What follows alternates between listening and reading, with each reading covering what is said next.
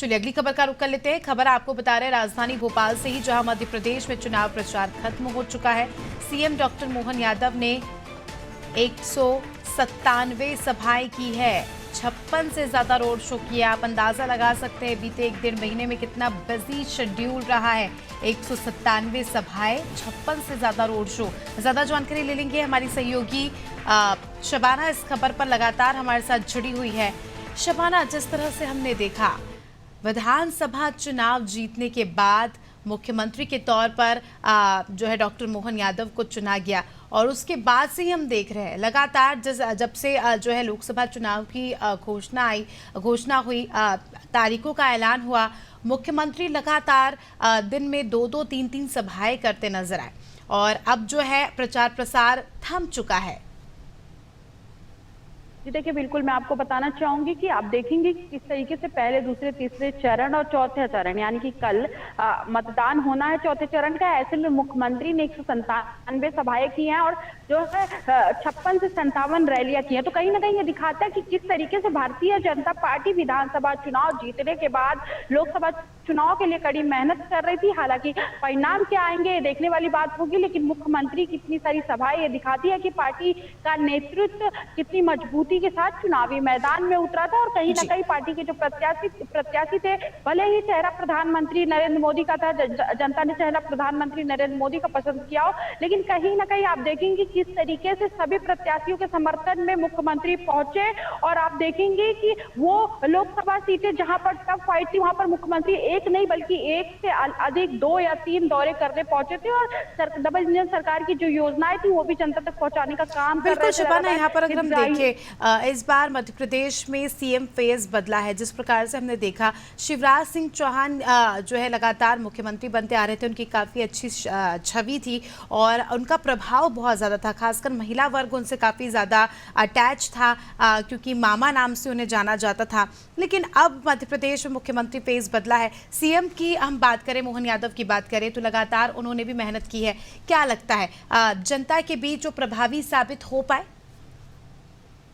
जी देखिए, बिल्कुल इसके लिए 4 जून का इंतजार करना पड़ेगा, क्योंकि रिजल्ट ही एक ऐसा दिन है जिस दिन ये पता चलेगा कि विधानसभा चुनाव में जो नतीजे आए थे, क्या वही परिणाम यहाँ पे लोकसभा चुनाव में देखने को मिला। क्योंकि सीएम फेज बदला है, महिलाओं के बीच शिवराज सिंह चौहान ज्यादा एक्टिव थे, ज्यादा लोकप्रिय थे। तो ऐसे में सबसे बड़ी बात ये होती है जब आप मुख्यमंत्री का चेहरा बदल देते हो। 18 साल तक मध्य प्रदेश की सत्ता संभालने वाले शिवराज सिंह चौहान खुद प्रत्याशी होते, बावजूद इसके भी अलग अलग जगह सभाएं करते और अपने विधानसभा क्षेत्र को भी पूरी तरीके से कवर करते हैं।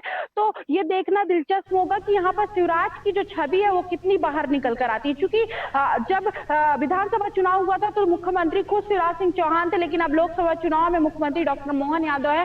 तो बहनों के कितने वोट पड़े हैं ये देखना होगा। अगर यहाँ पर बीजेपी कम सीट जीतती है तो कहीं ना कहीं शिवराज सिंह चौहान जो एक चेहरा थे, एक फेस थे, वो यहाँ पर देखेंगे आप किस तरीके से कि प्रभाव नहीं डाल पाए नए मुख्यमंत्री। लेकिन ये कहना सही नहीं है कि लगातार वो सभाएं कर रहे थे, लगातार दौरे कर रहे थे, उन्होंने पार्टी का नेतृत्व किया, तो लगातार भारतीय जनता पार्टी के नेता थे। और आप देखेंगे किस तरीके से 2019 लोकसभा चुनाव में भी प्रधानमंत्री के चेहरे पे चुनाव लड़ा गया था। तो इस बार पार्टी के तमाम दिग्गज नेताओं को छोड़ के अगर जनता की बात करूं तो वो इस बार फिर से प्रधानमंत्री के चेहरे को ही वोट दे रह चुकी। आप देखेंगे हमने अलग अलग जगह कवर किया, लोगों से बातचीत की, तो प्रत्याशी को देखना लोग इसलिए भी पसंद नहीं कर रहे हैं क्योंकि प्रधानमंत्री नरेंद्र मोदी है। तो कहीं ना कहीं प्रभावशाली चेहरा है प्रधानमंत्री का। इसके अलावा पार्टी में मध्य प्रदेश में 18 साल तक कमान संभालने वाले शिवराज सिंह चौहान भी काफी दमखम रखते हैं, लेकिन कितना प्रभाव यहाँ पर मोहन यादव दिखा पाए अपना, इतनी सभा, इतनी रैली करने के बाद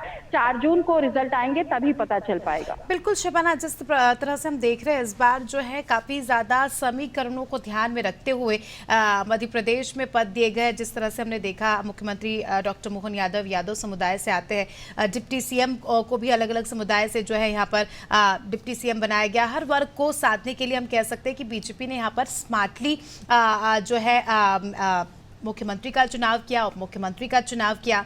और अगर मोहन यादव की बात करें, मुख्यमंत्री डॉक्टर मोहन यादव की, तो ना ही केवल मध्य प्रदेश, उन्होंने उत्तर प्रदेश में भी काफ़ी ज़्यादा सभाएं की। क्या लगता है यादव वोटर्स में इसका असर पड़ेगा? क्योंकि जिस तरह से हमने देखा कि यादव कार्ड उत्तर प्रदेश में भी खेला गया, मध्य प्रदेश में भी खेला गया, तो हम कह सकते हैं कि यादव कार्ड इस बार गेम चेंजर साबित हो सकता है। जी देखिए, बिल्कुल मैं आपको बताना चाहूंगी, अगर आप यादव कार्ड की बात करें और जातिगत समीकरण की बात करें तो जाहिर सी बात है ये सारी चीजें विधानसभा चुनाव के पहले से तय थी कि मुख्यमंत्री किसको बनाना है, कौन सी जाति से मुख्यमंत्री आएंगे अगले। तो इन सभी समीकरण को देखकर यहाँ पर मुख्यमंत्री बनाया गया। आप देखिए कि किस तरीके से लगातार मध्य प्रदेश के मुख्यमंत्री उत्तर प्रदेश के दौरे कर रहे थे और यादव समाज से आते, तो जाहिर सी बात है यादव वोटरों को साधने की यहाँ पर कवायद भारतीय जनता पार्टी की मध्य प्रदेश और उत्तर प्रदेश में दोनों थी। शायद ये संदेश देने की कोशिश थी कि हमने अलग अलग वर्ग से यहाँ पर मुख्यमंत्री बनाया और ज्यादा से ज्यादा यादव समाज के वोटर हमको वोट दे, ये भी संदेश देने की कोशिश थी। लेकिन विधानसभा और लोकसभा चुनाव के मसले अलग होते हैं, मुद्दे अलग होते हैं और तमाम चीजें अलग होती हैं।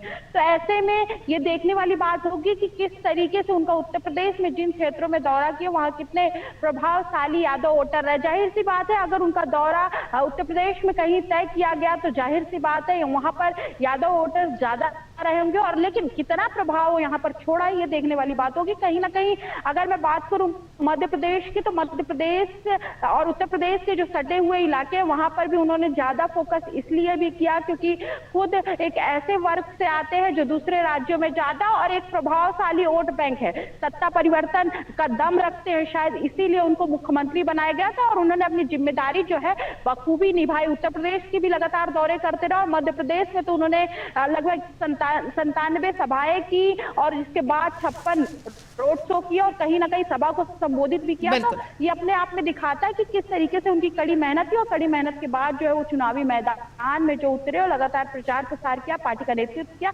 ये दिखाता है कि भारतीय जनता पार्टी किस तरीके से पूरे चुनाव को हैंडल करती है। बिल्कुल, बने रही हमारे साथ शबाना, जल्दी आपका रुख करेंगे। तो दर्शकों को बता दें कि खबर राजधानी भोपाल से आपको बताई।